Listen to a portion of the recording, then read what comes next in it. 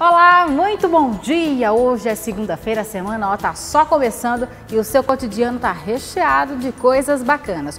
Hoje nós vamos ensinar exercícios para aquele famoso tchauzinho. A Gica Almeida vai dizer como você pode fazer com materiais que você tem aí na sua casa. E qual a quantidade de água que você bebe por dia? Você tem o hábito de beber água ou você esquece? A Ludmila Freitas vai falar para a gente a importância dessa hidratação, principalmente nos períodos mais quentes. E hoje tem o Dr. Marco Aurélio aqui no Cotidiano, ele vai tirar todas as suas dúvidas sobre mamoplastia. E você sabia que cada tipo de rosto tem um corte de cabelo apropriado? Isso não só para as mulheres, viu? Isso serve para os homens também. Hoje nós vamos aprender todas as técnicas do visagismo. Então aproveita, pega o seu cafezinho, senta aí que o seu cotidiano acabou de começar.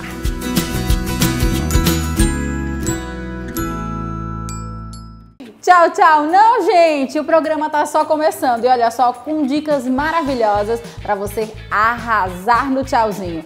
Gica Almeida, vamos mostrar quais são os exercícios para fortalecer o nosso tríceps e arrasar na despedida. Realmente, Marcela, o tchauzinho é o terror de algumas pessoas, principalmente de algumas mulheres, porque você não precisa dar tchauzinho de princesa, e sim tchauzinho de uma pessoa como qualquer outra. Olha na rua, eu vou passar para vocês alguns exercícios que vocês vão fortalecer essa musculatura e não vão passar vergonha. Os exercícios que eu vou passar para vocês não requer equipamento praticamente nenhum. Você pode fazer dentro da sua casa. A gente vai utilizar parede, chão, uma cadeira e garrafa PET. A gente vai utilizar dois tipos de garrafa, a pequenininha de 1 litro e a de 2. Você pode colocar água, feijão, areia, arroz, para mudar a carga de trabalho. Vamos lá, vou passar o primeiro exercício. O primeiro exercício, a gente vai utilizar um braço de cada vez. A gente vai pegar a garrafa menorzinha. Eu vou ficar de lado para vocês verem melhor. Levanta o braço aqui, flexiona e estende. Para você contrair o tchauzinho, o tríceps, você tem que estar com o braço estendido. Flexiona, estende. Cuida sempre para estar com o abdômen contraído e não balançar o corpo. Para a gente fazer com os dois braços, você vai segurar a garrafa aqui, estende o braço, flexiona, estende, flexiona, estende. De lado. Aqui, estendeu. Agora a gente vai utilizar a cadeira. Você vai apoiar. Agora você vai deixar a tua perna estendida. Desceu, subiu. Desceu. Esse exercício aqui, você vai tentar deixar o braço bem fechadinho. Agora a gente vai utilizar a parede, certo? Eu vou te dar 3 opções. Se você está começando a fazer exercício, você vai colocar a mão aqui em cima, faz uma pranchinha, corpo reto, flexiona, estende. Deixa o cotovelo juntinho, na largura do ombro. Começou a ficar fácil, aí tu vai dificultar. Desce um pouquinho a mão. Flexiona, estende. Esse exercício ele é um pouquinho mais desafiante, mas ele é muito bom para trabalhar a musculatura do tchauzinho, trabalhar o tríceps. Você vai ficar apoiada ou apoiado, as mãos estão na largura dos ombros, ok? Você vai fazer uma pranchinha, flexiona, estende. Então, agora você não tem mais desculpa para ter vergonha de balançar o tríceps ou o famoso tchauzinho. Você vai poder dar tchau sem vergonha nenhuma. Basta alguns minutinhos em casa, se você não vai para academia, no chão, parede, não tem mais desculpa para ter que dar tchauzinho de princesa. Pode dar seu tchauzinho sem medo. Até a próxima. Você tem o costume de beber água? Não com frequência, às vezes no corre-corre do dia a dia, com muito trabalho, a gente acaba passando batida. Trabalhando, sempre de vez em quando tomo um pouquinho de água. O dia todo, à noite quando eu acordo tomo água também. Você tem o hábito de beber água? Sempre estou bebendo água porque primeiro eu gosto de fazer exercício, né? E o exercício faz bem para o corpo, o nosso corpo tem mais de 70%, 80% de água, né? Então nós somos água praticamente. E eu tenho esse costume, esse hábito sempre de estar bebendo água, até porque quando a gente vai beber água, o corpo da gente já pediu há muito tempo que essa sede seja saciada, né? Você é daqueles que só bebe água quando tá com sede ou tem uma garrafinha ao lado e tá sempre se hidratando, hein? Gente, beber água é fundamental para um bom funcionamento do nosso corpo. A nutricionista Ludmila Freitas vai falar agora pra gente qual a quantidade ideal de água que a gente deve ingerir por dia e se aquele suquinho que a gente bebe substitui a água. Não é isso, Ludmila?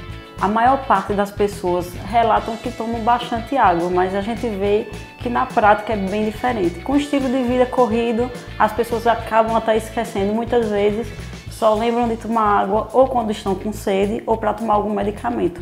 E uma dica importante é que a sede ela já é um sintoma da desidratação. Então, o interessante seria que todos tomassem água antes de ter a sensação da sede. Uma dica que eu dou para a gente saber tomar um pouco mais de água é sempre no local de trabalho ficar com uma garrafinha, de preferência uma garrafinha livre de BPA, que é uma substância que a gente tem no plástico da garrafa que pode ser liberado principalmente num ambiente mais quente e pode alterar o perfil hormonal da pessoa que está tomando água nessa garrafinha. Então também é importante a forma de armazenamento dessa água. E durante o dia ingerindo água sempre, e a gente precisa ter um cuidado principalmente em períodos mais quentes, onde a pessoa tem um grau de desidratação maior, e a hidratação ela é importante para impedir que essa pessoa entre num estado de hipoidratação. Vale salientar que quando a gente fala em hidratação, a gente fala em ingestão hídrica, ingestão de água. A água ela não pode ser substituída por outro líquido, como suco ou chá. A gente precisa entender que o chá ele não hidrata, pelo contrário, dependendo do chá, como um chá verde, por exemplo, ele pode até gerar uma desidratação, porque ele tem um efeito diurético, e se a pessoa substitui algo que tem efeito diurético por algo que hidrata, ela vai também entrar num estado de desidratação. E quando a gente fala em água, a gente fala também em eletrólitos, né? A água tem alguns eletrólitos que são indispensáveis também para hidratação. Então, gente, vamos tomar água. Falando nisso, vamos buscar a minha. Ludmila, eu adorei as dicas. Olha só, a minha tacinha já está aqui com água. Eu estou sempre hidratando entre uma reportagem e outra, viu? Mas veja bem, no próximo bloco nós vamos falar sobre visagismo. Você sabe o que é isso? Você sabia que cada tipo de rosto tem um corte de cabelo específico? Fica aí que daqui a pouquinho tem dicas para vocês. E também, claro, tem Dr. Marco Aurélio tirando todas as nossas dúvidas sobre mamoplastia. Me espera que o Cotidiano volta rapidinho. Estamos de volta com o seu Cotidiano e olha só, agora vamos falar um pouquinho sobre beleza, vamos falar um pouquinho sobre cirurgia plástica, porque eu tô aqui com o cirurgião plástico Marco Aurélio Cabral.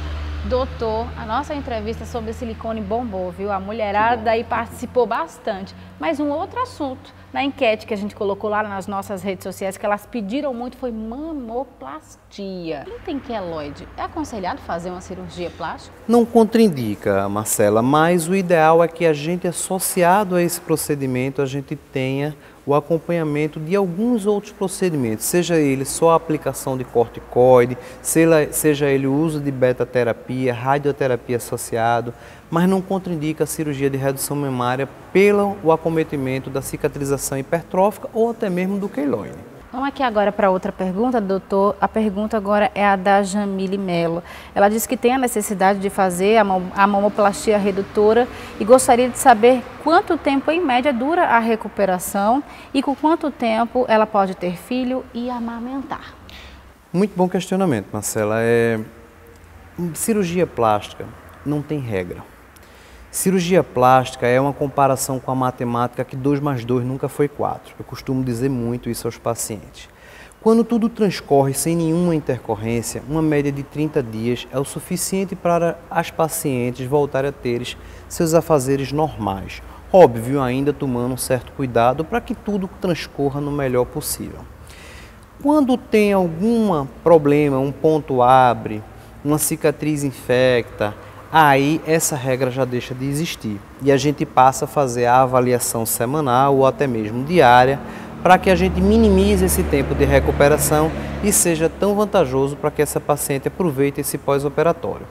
Agora, uma mama, por exemplo, em aproximadamente 30 dias é o suficiente para que haja uma boa recuperação quando tudo transcorre sem nenhuma intercorrência. com relação à pergunta dela sobre engravidar, amamentar, ter filhos. Então, nesse caso, não era recomendado primeiro ela ter o filho para depois se submeter a uma cirurgia? Isso, muito bom questionamento. Tudo depende de qual é o desejo dela, como é que estão os anseios. Muita gente, eu faço essa pergunta, mas doutor, não sou nem casado, estou perguntando, mas tem esse também, esse porém. Enfim, a paciente não contraindica redução de mama, a mastoplastia, a mama redutora, engravidar. Ela pode engravidar sem nenhum problema, ela pode amamentar sem nenhum problema. O máximo que pode acontecer é a explosão hormonal que uma paciente grávida sofre, é que a mama volte a aumentar. E nesse voltar a aumentar, ele pode esticar novamente a pele e nessa redução não apresentar o desejo final que ela gostaria na pós-cirurgia plástica. Então, pode ser que ela queira ter a vontade novamente de suspender a mama, mas a grande maioria ficam resultados muito bacanas, muito harmônicos. Mesmo a paciente que volte a engravidar, que dê de amamentar, a mama geralmente não volta a ter a caída, como geralmente acontece quando a paciente não toma certos cuidados. Vamos para a próxima pergunta dos nossos telespectadores. A Josefa disse que precisa fazer uma mamoplastia e gostaria de saber quais os processos que ela deve seguir de antes e depois da cirurgia. Isso. Acredito que antes seja um porém muito mais interessante. Toda paciente ela tem que ser muito bem avaliada. Hoje a gente está numa moda, infelizmente a incidência de cânceres de mama tem aumentado muito, não só no Brasil, mas no mundo todo. E essa paciente que vai ser submetida para qualquer procedimento na mama, o ideal, além de uma boa avaliação de laboratório, ver a condição clínica que essa paciente se encontra para ser operada, é importantíssimo fazer uma investigação diagnóstica por imagem. Quais seriam esses exames? No mínimo um ultrassom de mama ou uma mamografia de acordo com a idade dela. Então, hoje a gente não vai generalizar e pedir mamografia para todo mundo, mas se ela tiver acima dos 40 anos ou histórico familiar de câncer de mama, essa paciente tem que ser melhor investigada para que ela entre numa cirurgia sem tanto risco, porém, para que tenha também todas essas precauções e você depois não tenha a ter surpresa. Não é raro, mas acontece de a gente fazer uma redução mamária, pegar aquela peça que foi retirada da paciente, mandar fazer a biópsia e infelizmente vir acometida por algum processo inicial do câncer ou até mesmo avançado. Então hoje essas pacientes não podem passar por surpresas. O ideal é que ela faça uma boa investigação diagnóstica, tentando evitar, e caso isso aconteça, embora tenha tratamento, nunca é bacana a gente estar lidando com esse tipo de doença, até porque mesmo ela foi fazer um procedimento estético e se depara com uma situação dessa e praticamente vai perder a cirurgia, que ela vai precisar ser reoperada, precisar fazer tratamento complementar. Isso realmente tem que ser muito bem investigado. Em relação ao pós-operatório, a cirurgia de mama ela causa muito pouca dor. Então, às vezes, um analgésico simples, um anti-inflamatório simples, tira a dor dessa paciente. Ela vai ter que usar um sutiã modelador, que ele vai aproveitar para ajudar na formação do formato final dessa cirurgia. E o ideal é que a gente sempre faça o acompanhamento na semana de pós-operatório, com 15 dias, até um mês. A equipe tem que ter um feeling muito grande junto ao paciente, para que não deixe transcorrer nenhum ato que possa vir a causar alguma complicação para essa paciente. Ô doutor, e no caso de algum adolescente que está com o seio grande, que está com dores na coluna, qual a idade indicada para essa adolescente se submeter a uma mamoplastia ou não é recomendado? Marcela, é recomendado, mas isso tem que ser muito ponderado. Chega muita paciente, eu acho que a mais nova que eu operei tinha 14 anos de idade. Eu orientei a família a respeito que o ideal era chegar ao fim da adolescência, pelo menos até os 18 anos de idade, que é quando a explosão do hormônio dela diminui no corpo e a mama praticamente estaciona o seu crescimento. Mas aí a família veio me levantar um questionamento muito mais importante do que o aumento da mama.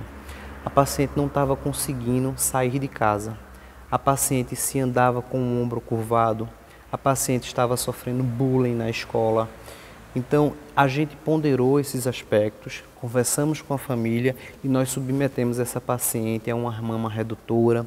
Graças a Deus, tudo transcorreu da melhor forma possível. A mama se mantém até hoje no mesmo tamanho. E eu acho que, assim, o ideal é você esperar o crescimento máximo, que varia entre 16 a 18 anos na mulher. Mas vários aspectos têm que ser ponderados. Tá certo, então, doutor. Dúvidas esclarecidas. Se vocês tiverem outras dúvidas, entrem aí no site do Dr. Marco Aurélio, deixa lá o questionamento que ele responde, ou então dá uma ligadinha, vai lá no consultório dele e tira essa dúvida pessoalmente. O Dr. Marco Aurélio é super acessível e está sempre aqui com a gente, tirando as suas dúvidas sobre beleza e cirurgia plástica. Obrigada, É um prazer participar desse programa. Até semana que vem. Obrigada. Tchau, tchau. Gente, o nosso cabelo, ele é a moldura do nosso rosto. Agora, deixa eu te fazer uma pergunta. Você sabia que cada tipo de rosto tem um corte específico? Isso para alongar, para deixar o rosto menos redondo. E não serve só para as mulheres não, viu? Serve também para os homens. Isso na barba. Presta atenção agora nas dicas da Rafaela Freitas. Ir ao salão e pedir para que o profissional produza o look idêntico ao da sua celebridade favorita nem sempre é a escolha mais adequada. Caso a famosa tenha um rosto redondo e o seu seja quadrado, o estilo vai ficar totalmente diferente. O visagismo é uma ciência e estuda as linhas do rosto para deixá-lo mais harmônico. Quem tem um rosto triangular, por exemplo, deve apostar em cortes como esse. O formato do rosto da nossa modelo é um triângulo invertido. Como é que a gente consegue identificar isso? Porque a gente precisa fazer a avaliação da fronte. Então, se eu tenho uma fronte um pouco mais espaçada, eu tenho que olhar essa fronte em relação ao maxilar. Então, no rosto da nossa modelo, a gente tem a fronte mais larga, certo? E a gente tem um queixo, certo? Mais fino. Você pode observar também que o maxilar dela não é tão expressivo. Então, a gente tem esse formato do triângulo invertido, certo? Quando a gente tem um rosto do formato do triângulo invertido, então, onde é que a gente pode trabalhar? A gente precisa trabalhar para equilibrar esse rosto, trazendo mais volume exatamente na parte mais fina. E quem tem um rosto redondo?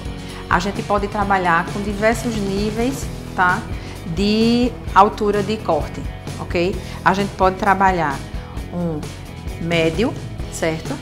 E um curto que seja na altura do ombro, certo? O curto dela precisa ser na altura do ombro ou então um pouquinho mais abaixo, tá? E aí a gente pode fazer essa variação. Sempre trabalhando com linhas, certo? Desconectadas, sempre, para a gente trazer equilíbrio para esse rosto. No caso dela que tem a fronte, né, um pouquinho mais enlarguecida, certo? A gente pode se utilizar tranquilamente de uma franja, e essa franja pode ser marcada, não tem problema que seja uma franja marcada, pode ser uma franja desconectada também, não tem problema, você fica um pouquinho livre para agir, tá? Mas que esse formato, tá, da frente sempre seja mais desconectado, ou sendo em linhas retas que sejam retas inclinadas, porque aí a gente vai ter o alongamento também desse rosto. Quem pensa que visagismo é coisa de mulher está muito enganado. Então aqui a gente tem o formato de rosto de Fernando, é um formato retangular, certo? A fronte dele, certo? É um pouquinho espaçada, certo? A gente tem aqui o maxilar dele, é bem marcado, certo? E o queixo dele também é bem proeminente, tá? Então, para esse formato de rosto, o que é que a gente precisa fazer? A gente precisa deixar esse formato de rosto mais forte. Então, a gente intensifica quando a gente faz um degradê nas laterais, na têmpora, certo? E a gente vai deixar uma linha square, uma linha quadrada nessa parte superior. Então, a gente vai deixar essa personalidade dele, essa aparência dele, essa imagem visual forte. Ei, Rafa, adorei, viu? Todas as dicas sobre visagismo e eu tenho certeza que os nossos telespectadores também gostaram e se estavam com um corte de cabelo que não combinavam com o rosto, agora vão procurar fazer um para valorizar ainda mais, não é isso? Agora, antes da gente encerrar o nosso programa, claro, deixa eu mandar um beijo para os nossos queridos telespectadores que interagem com a gente sempre aqui nas nossas redes sociais. Eneida Sueli disse que está amando o programa, que acompanha todos os dias. Eneida, um beijo para você. Muitíssimo obrigada pelo carinho, eu fico muito feliz, viu? A Unilda Silva disse que está amando o programa com o nosso sotaque. Ele é feito exatamente para você, viu, Unilda? Ivaneilza Reis disse que é muito sucesso e lindo o seu programa. Fico muito feliz e claro que quero saber a sua opinião. O que é que você está achando do nosso cotidiano? O que é que você quer ver todos os dias, ó, aqui na telinha da sua TV Jornal? Vai lá no @TV Jornal no Interior e deixa a sua sugestão, porque, claro, esse programa aqui é feito com muito carinho para você. E a gente, claro, que vai ficando por aqui, mas não esquece que amanhã, depois do Chefe Wellington, a gente tem um novo encontro. Um beijo, fica com Deus e um bom início de semana. Tchau, tchau.